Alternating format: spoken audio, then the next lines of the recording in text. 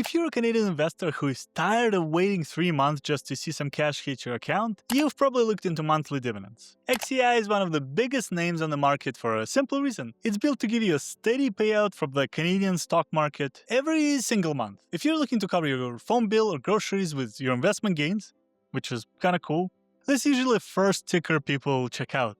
I know I did. But as things change in the economy, is chasing the high yield actually a smart move for your total bottom line? With energy and banks facing different pressures, a lot of people are asking if this is a good buy right now, or if they should just stick to a regular growth fund. Today, we're going to see what's actually inside the fund, look at how the dividends have held up over time, and see how it compares to its rivals like VDY and XDIV or XDIV. So let's get right into it.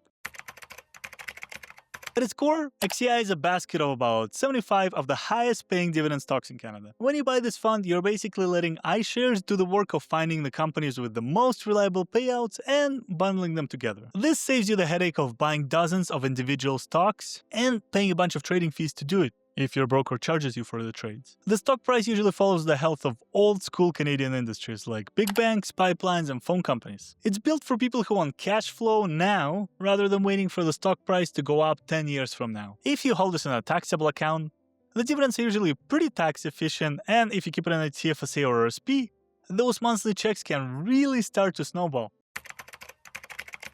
The debate usually comes down to 3 main choices: XEI, Vanguard's VDY, and iShares' other option, XDIV. Even though they look very similar, they're set up slightly differently. VDY is very heavy on banks. It often puts over half of your money into just the big 5. XEI is more spread out. It still holds the banks, but gives extra weight to energy and utilities, which can be a smoother ride if banking sector has a rough year. And if you're a real sticker for fees, you've probably seen XDIV. It's the quality version of the dividend fund, and it's even cheaper than XEI. However, there is a trade-off. XDIV is much more concentrated, usually holding only about 20 companies. While XEI's MER of 0.22% is a bit higher, most people find it to be the sweet spot because it gives you 75 different holdings. That extra diversification means one company having a bad year won't tank your whole portfolio.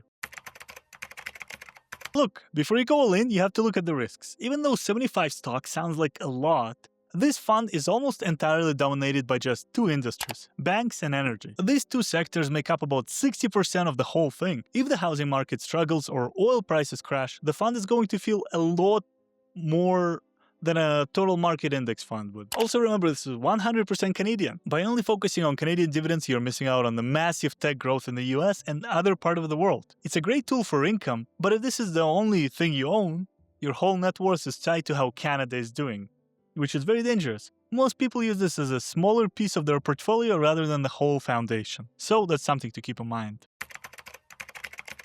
Inside the fund, you'll find the big names that run the Canadian economy, companies like RBC, Enbridge, and CNRL. They're mature businesses that don't need to spend every penny on research, so they send the profit back to you as a dividend. What helps keep things stable is the exposure to defensive businesses like TELUS or Fortis. These are companies that provide essential services people pay for no matter what the market is doing. By owning this, you aren't just gambling on stock charts, you're owning the infrastructure that actually keeps the country running.